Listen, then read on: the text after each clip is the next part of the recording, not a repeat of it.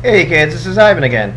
Yeah, I recently posted a video about role-playing and what the heck is it, and I want to just add some stuff about role-playing intelligence and wisdom and charisma, the mental stats. I know I did a video about that some time ago. Well, I'm not really centered, am I? But that was a lot more in depth in talking about role-playing, with the double L versus, LE role-playing. But I just want to talk about, how do you do that?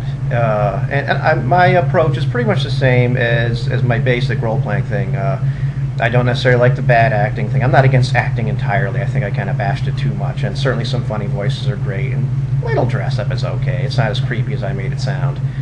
But I like to play my character, if they're intelligent, I like to try to play them as intelligently as I possibly can.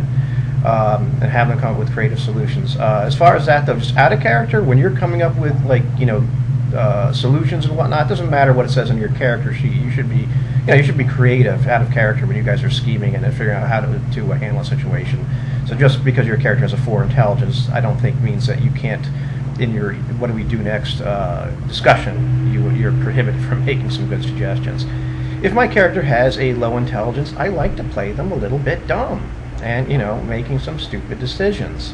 I think that's fun. I remember that kind of irritated some people. I played a character that had lower intelligence and lower charisma, and hadn't really felt out the group's gaming style yet, but they really weren't quite as into the role-playing thing. But I was making this guy, a little bit irritating, too, because he had a low charisma, which I like doing it as well. And if a character has a low charisma, I want him to have a little less force of will and just perhaps make some stupid comments occasionally. I think that's funny, and it can help flavor the character.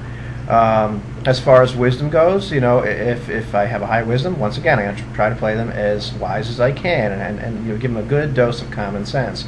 However, if they have a low wisdom, I like to play them a little bit foolish and maybe, once again, making some bad decisions. I think a real fun combination to play is a high intelligence, low wisdom person, because that's kind of classic, I think, with some people. But the guy that's really just almost an Albert Einstein, but just has no real, common sense whatsoever, just blunders into things. And, maybe if he has a little charisma too, he's just a little bit irritating. Maybe he's just got his nose in his book all the time, and, that sort of thing. So I think you can have a lot of fun with that, and I encourage you to do that because, once again, you don't have to go overboard in exactly explaining how you're doing it.